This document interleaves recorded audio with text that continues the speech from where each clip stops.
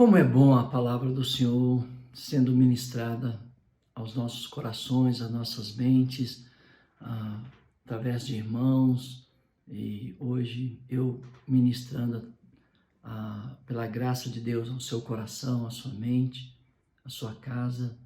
Eu espero que você esteja tendo bom proveito de tudo que está sendo dito. Espero que a sua visão sobre Deus e sobre a igreja esteja sendo ampliada e que você possa ver claramente a majestade das alturas, o nosso Senhor e Salvador Jesus Cristo, no tempo determinado por Deus. Agora, no capítulo 5, o apóstolo Paulo, ele vai dizer que nós não estamos no caminho do fim, mas nós estamos a caminho do céu. Olha o que ele diz. Sabemos que se a nossa casa terrestre, deste tabernáculo, ele usa o seu corpo como uma tenda de circo, que com o uso e o tempo rasga, envelhece, fura. Então ele está dizendo, se esse tabernáculo se desfizer, temos da parte de Deus um edifício, casa, não feita por mãos, eterna nos céus. Eu fiquei assustado com a atitude dos cristãos diante da pandemia. Eu não queria que ninguém morresse na pandemia. E nem queria morrer na pandemia. Mas se a morte chegasse, era lucro. Estaríamos agora com Deus, aguardando sim a ressurreição dos nossos corpos, mas estaríamos com Deus. Mas o medo, Fobos, o Deus desse século, o medo tomou conta da igreja. E poucos foram para a frente da batalha para preservar a fé, não só deles como dos outros, usando os recursos que o Senhor nos deu para promover a fé que salva. Mas o medo tomou conta do coração das pessoas. Irmãos, se esse tabernáculo se desfizer, nós temos uma casa eterna, não feita por mãos humanas, nos céus. E é por isso que neste tabernáculo gememos, aspirando por sermos revestidos da nossa habitação celestial. Aspiramos, desejamos a habitação celestial. Se todavia fomos encontrados vestidos e não nus.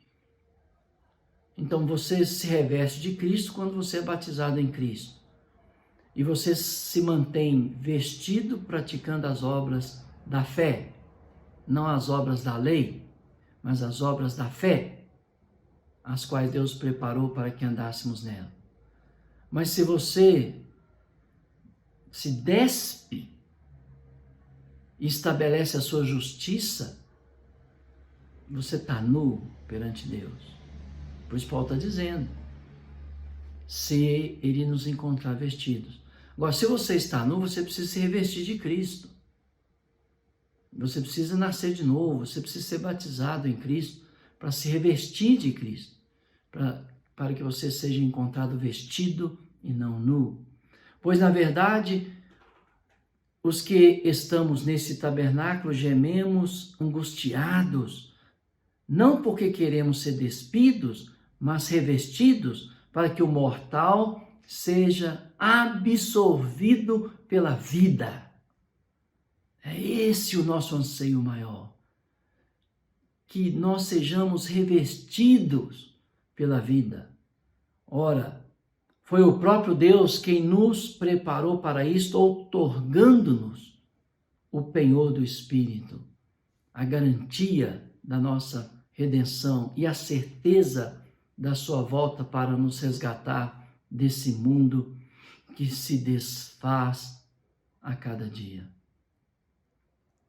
que está entesourado para o fogo. Tenhamos, portanto, sempre bom ânimo, irmão, sabendo que, enquanto no corpo estamos ausentes do Senhor, visto que andamos por fé e não pelo que vemos. Entretanto, estamos em plena confiança, preferindo deixar o corpo e habitar com o Senhor. Esse deveria ser o anseio de todo discípulo de Cristo, deixar o corpo e estar com o Senhor. E quando a nossa esperança é esta, a nossa vida muda, o nosso comportamento muda, os nossos pensamentos mudam, os nossos olhos mudam de direção, para de olhar para a terra e para os problemas da terra e olha para o céu, aguardando a nossa redenção, porque ela se aproxima. Então, e aí no verso 9 ele diz: é por isso que também nos esforçamos, quer presente, quer ausente, para lhe sermos agradáveis. Nós devemos ser pessoas agradáveis, que é diferente de agradar todo mundo. Nós temos que ser pessoas agradáveis, mas muitas vezes vamos aborrecer muita gente por causa da nossa fé, por causa do nosso amor para com Deus e Pai e para com seu Filho, nosso Senhor Jesus Cristo.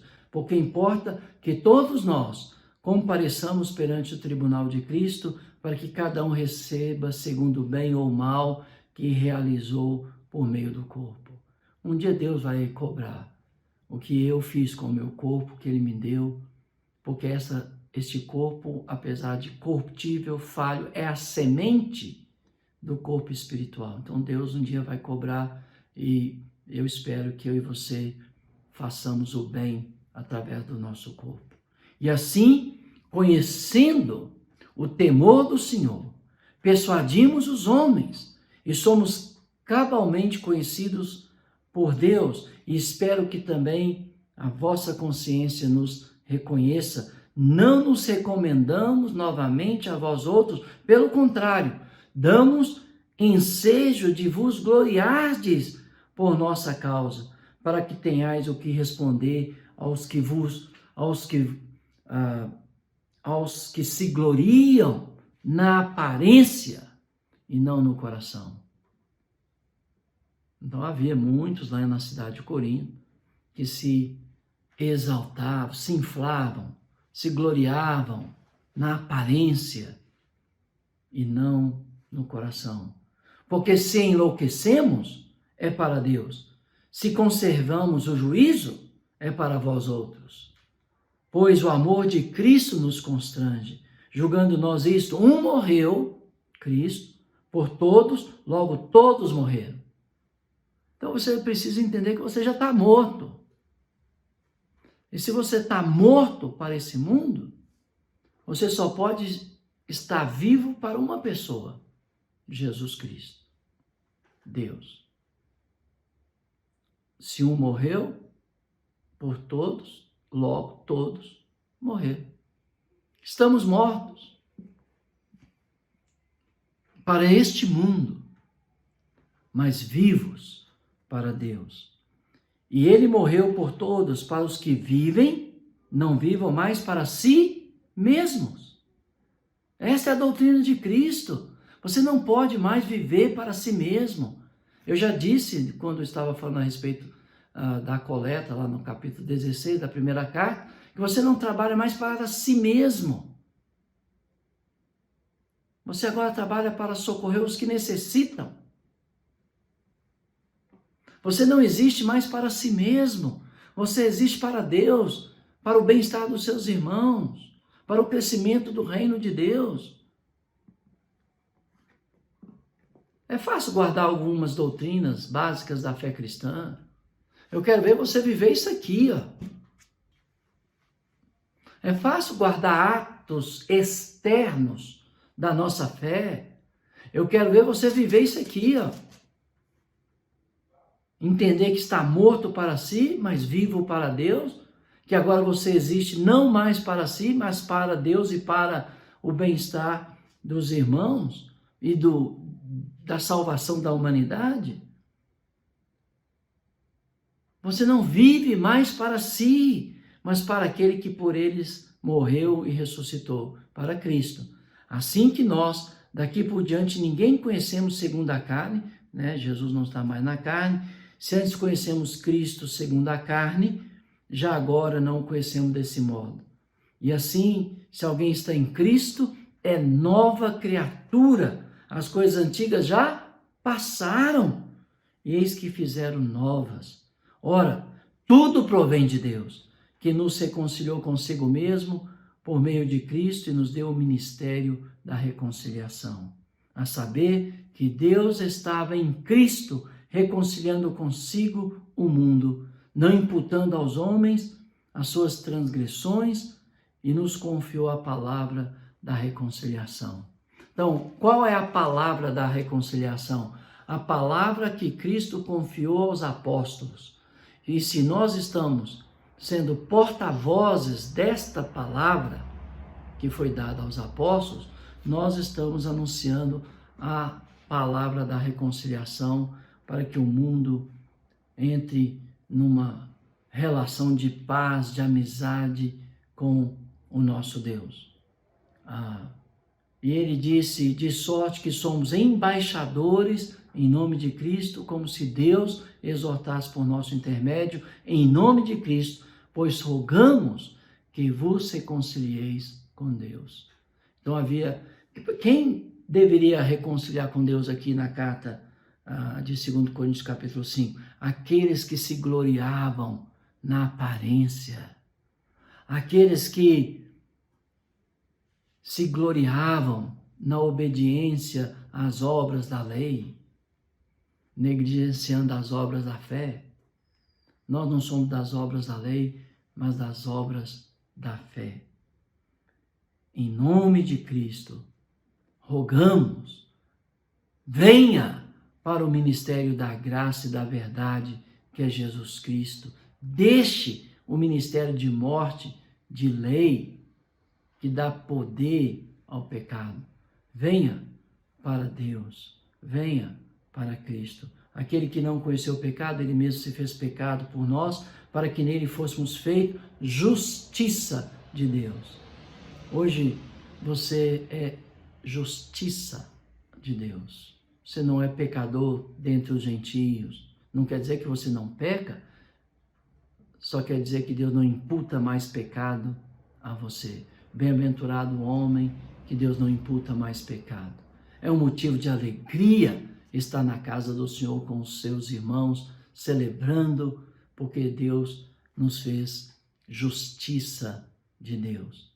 E nós, na qualidade de cooperadores, ou seja, aqueles que cooperam com Ele, também vos exortamos e a que não recebais em vão a graça de Deus, buscando a justificação pelas obras da lei e não pelas obras da fé. Porque ele diz, eu te ouvi no tempo da oportunidade e te socorri no dia da salvação. Paulo está citando aqui o grande profeta Isaías, no capítulo 40. Eis agora o tempo sobremodo oportuno, eis agora o dia da salvação, não dando nós nenhum motivo de escândalo em coisa alguma, para que o ministério não seja censurado. O estilo de vida desenvolvido pelos discípulos de Cristo não pode ter escândalo, para que o ministério da verdade não seja censurado. E aí Paulo então vai falar do conflito interno que havia entre os irmãos. Pelo contrário, em tudo recomendando-nos a nós mesmos como ministros de Deus. Entenda que essa palavra ministro é um escravo sentenciado à morte, prestando o último serviço a Deus. Como nas galés romanas, nos navios romanos, aqueles escravos acorrentados, remando sob chicote, e havia 2 compartimentos, os do segundo andar faziam suas necessidades físicas e os de baixo recebiam toda aquela sujeira. O problema é que hoje as pessoas não querem se sujar por causa dos seus irmãos. Mas Cristo se sujou, Cristo se fez pecado por nós, nesse sentido. Eu não estou dizendo para você pecar. Eu estou dizendo para você cobrir seu irmão com amor e tomar as pedradas no lugar dele. Todo mundo vai falar mal de você, não importa. Por quê? Porque Paulo está dizendo aqui de forma bem clara, né? Que eles são ministros. A palavra ministro, hoje tem os ministros dos microfones, né? Ministro daquilo, eles não entendem o que falam, né? Você já viu aqueles filmes romanos, né? Onde tem os escravos remando sob chicote, recebendo urina e fezes dos que estavam no andar de cima? Eram escravos sentenciados à morte, prestando o seu último serviço ao Império Romano. É a palavra que Paulo usa aqui. Nós queremos ser tão santos que não comemos mais com pecadores, né? Somos tão santos que só queremos andar com santos. Não comemos mais com os pecadores.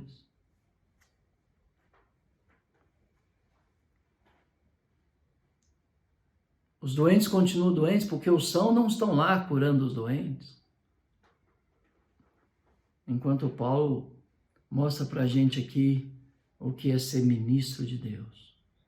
É suportar os açoites, as correntes, as pressões, a sujeira dos outros, não sua, dos outros, por amor a Cristo, para a salvação de outros.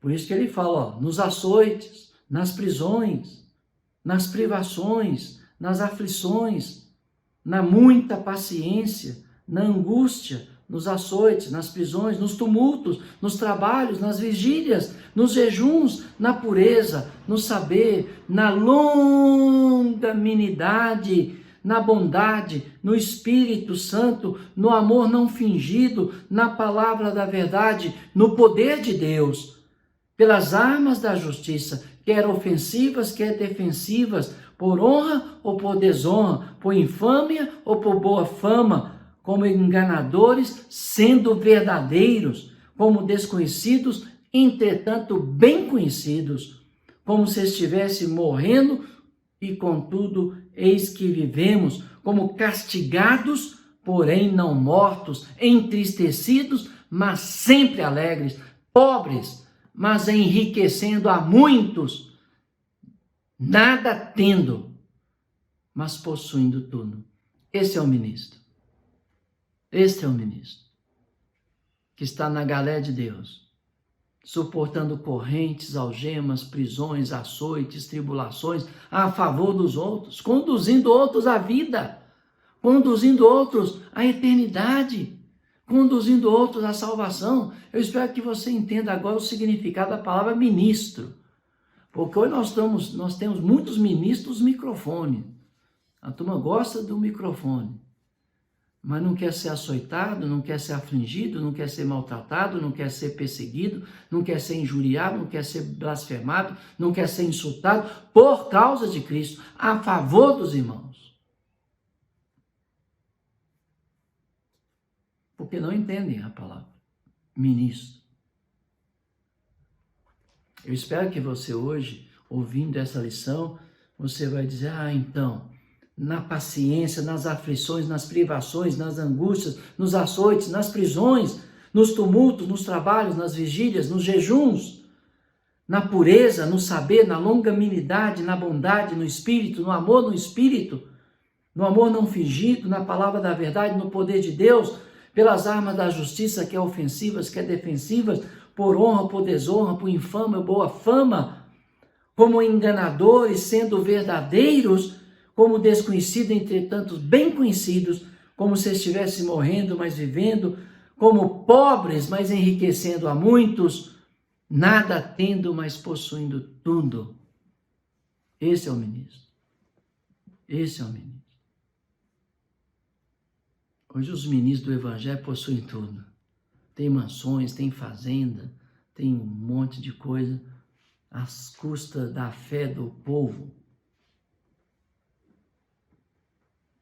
O juízo lavrado não tardará sobre aqueles que mercandejam a palavra de Deus, que faz a obra de Deus por dinheiro. Para vós outros, ó coríntios, abre-se os nossos lábios, alarga os nossos corações, não tendo limites em nós. Ou seja, Paulo está dizendo, olha, no amor não há limite, já diz aos Gálatas, e ele está dizendo, nós abrimos as nossas vozes, nós alargamos o nosso coração, não tendo limite em nós a vosso favor. Estais limitados em vossos próprios afetos. Nós abrimos nosso coração, nós abrimos as nossas mãos, nós abrimos nossas casas, mas vocês se limitam. Vocês que se limitam. Paulo está dizendo aos coríntios.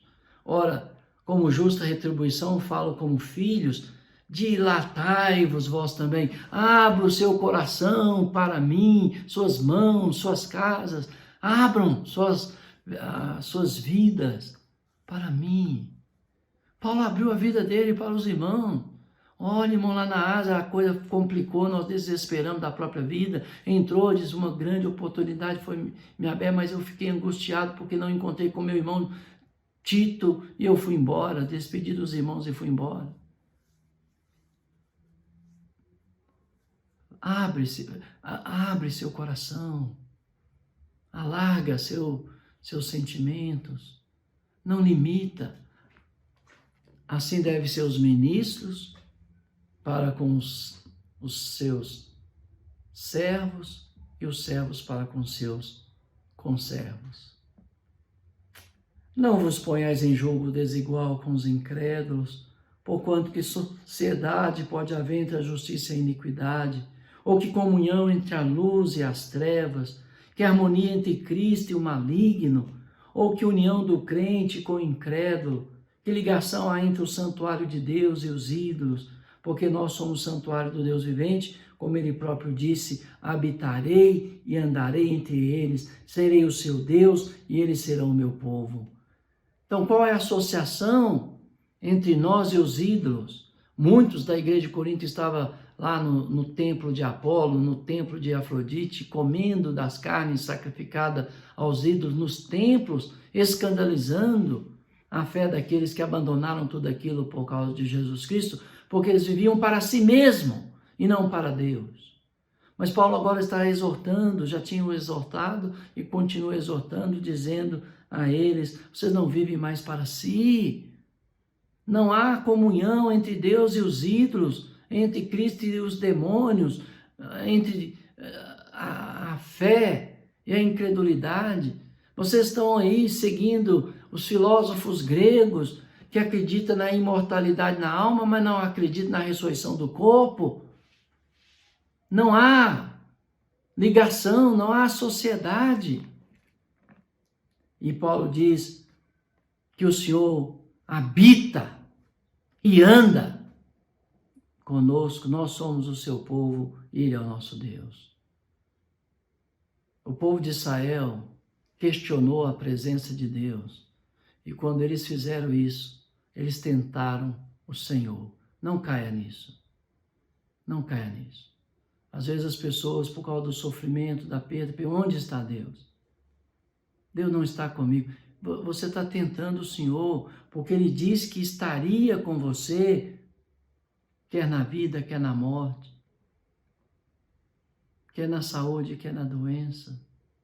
Deus jamais nos abandona, nós que o abandonamos, mas Ele é fiel, Ele é fiel.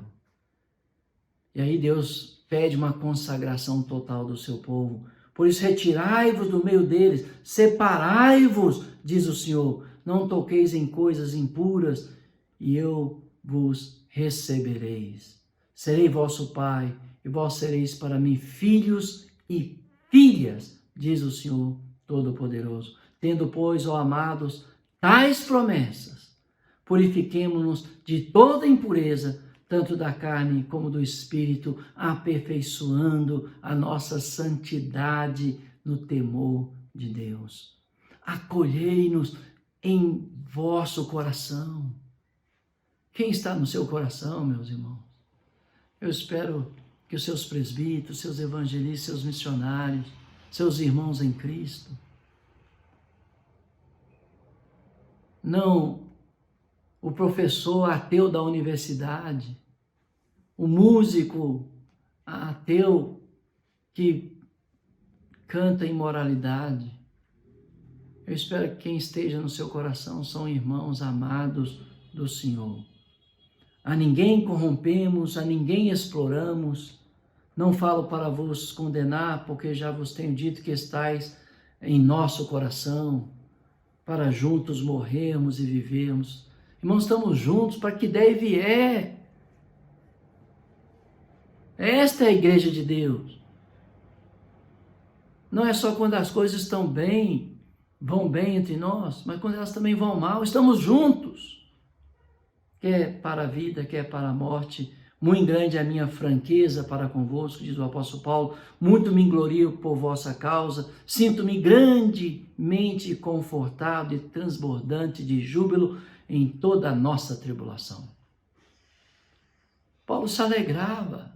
Nós também podemos. Paulo era como nós.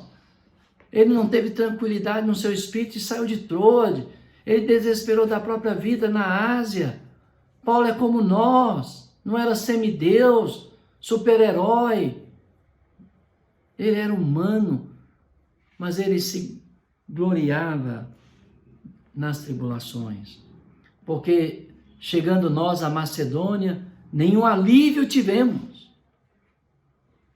Eles saíram lá de Éfeso, lembra? No meio de grande tribulação. E eles chegam na Macedônia, e quando eles chegam na Macedônia, eles não tiveram alívio nenhum. Pelo contrário, em tudo fomos atribulados, lutas por fora, temores por dentro, porém Deus, que conforta os abatidos, nos consolou com a chegada de Tito. Puxa, como um irmão nas nossas vidas tem o poder de trazer o consolo de Deus para os nossos corações abatidos, aliviando a nossa angústia, os nossos temores, como Tito fez a Paulo e aqueles que estavam com ele na região da Macedônia. E não somente com a chegada dele, mas também pelo conforto que recebeu de vós. Então a igreja de Corinto já tinha amadurecido e ampliado a sua visão sobre a fé cristã e tinha recebido Tito de uma forma totalmente diferente a anterior a Paulo e aos outros. E aí Paulo ficou muito contente porque os irmãos tinham realmente entendido o que ele falou e tinha mudado o seu comportamento. Referindo-nos à vossa saudade, o vosso pranto, o vosso zelo por mim. Paulo, que era escorrachado, né, pela igreja de Corinto, agora os irmãos têm saudade dele.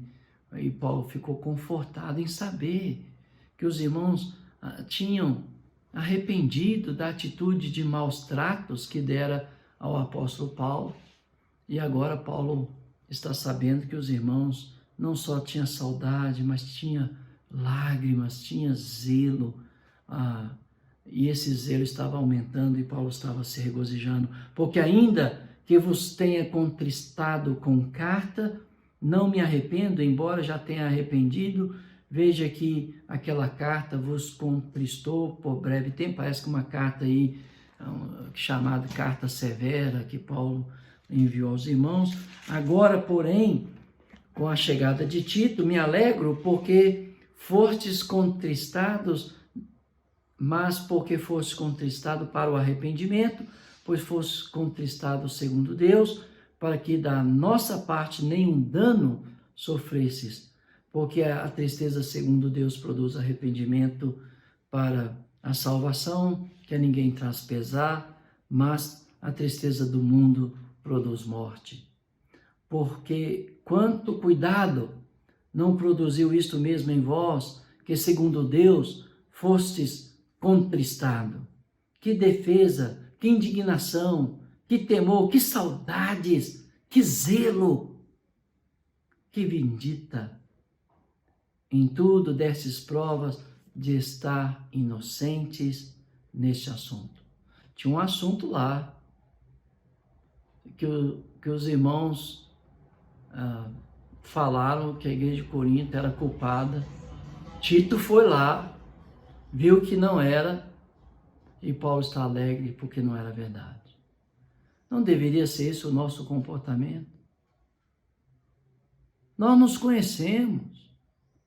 E quando alguém fala alguma coisa, em vez de enviarmos uma embaixada até os irmãos, nós acolhemos o que outros falam, sem ouvir os irmãos.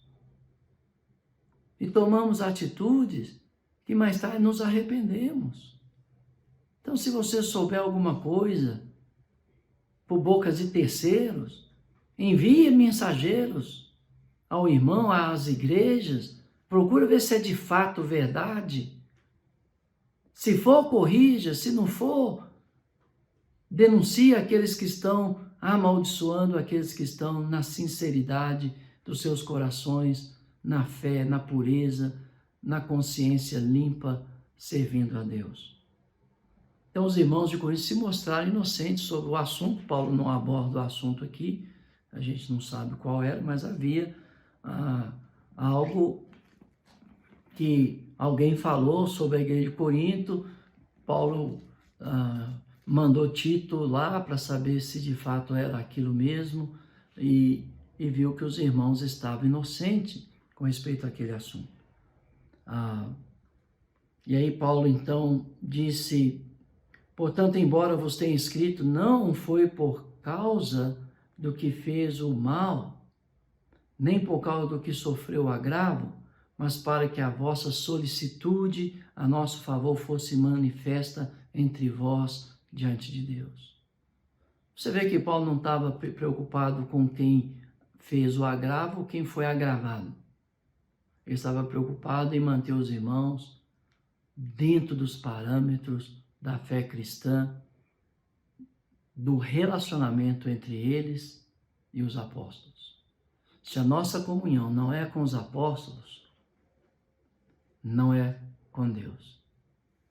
E foi a eles que o Senhor confiou o ministério da salvação e a doutrina deles, que é o fundamento da igreja, e sobre esse fundamento devemos edificar a igreja de Deus. Aí Paulo, ele diz: foi por isso que nos sentimos confortados, e acima desta nossa consolação, muito mais nos alegramos pelo contentamento de Tito. Tito ficou muito contente em saber que não era verdade o que estavam se dizendo sobre os irmãos da cidade de Corinto, cujo espírito foi recreado por todos vós. Ô irmão, recreia os nossos corações, os nossos espíritos, nossa mente, com notícias boas, que edificam, que constroem. Se alguém fala algo que te entristece, verifique se aquilo de fato é verdade. Nós não ignoramos o desígnio da maldade. Nós não ignoramos. O diabo quer nos dividir, nos separar. E ele semeia fofoca e contenda. E aqui Paulo nos dá receita de como vencer isso. Verifique. Vai lá. Fale, conversa. Fale com a igreja, fale com os irmãos. E provavelmente você vai ver que os irmãos são inocentes. Porque se em alguma coisa me gloriei de vós, para com ele não fiquei envergonhado. Paulo tinha falado bem da igreja de Corinto a Tito, e ele não se envergonhou, porque Paulo realmente conhecia os irmãos de Corinto. Pelo contrário, como em tudo vos falamos com verdade, também a nossa exultação na presença de Tito se verificou ser verdadeira. E o seu entranhável afeto cresce mais e mais para convosco. Ô irmão, não há limite no amor. Ame, ame, ame, doe, sirva, sacrifique. Mas por amor, por gratidão a Deus, aos irmãos, Alarga o seu coração, alarga as suas mãos, alarga a sua casa, acolhe no coração os seus irmãos. E se em alguma coisa vos ofendi, me perdoe. Se te prejudiquei, me perdoe. E faça o mesmo com os outros. Pede perdão. Mas juntos vamos chegar aos céus. E aí ele termina aqui o capítulo 7 dizendo: alegro-me, porque em tudo posso confiar em vós. Que Deus abençoe. Nos capítulos 8 e 9, Paulo vai tratar sobre a atitude dos irmãos da Macedônia e vai desafiar os irmãos da cidade de Corinto a contribuir para ajudar os irmãos pobres da Judéia. E aí nós veremos na próxima aula. Que o Senhor te abençoe.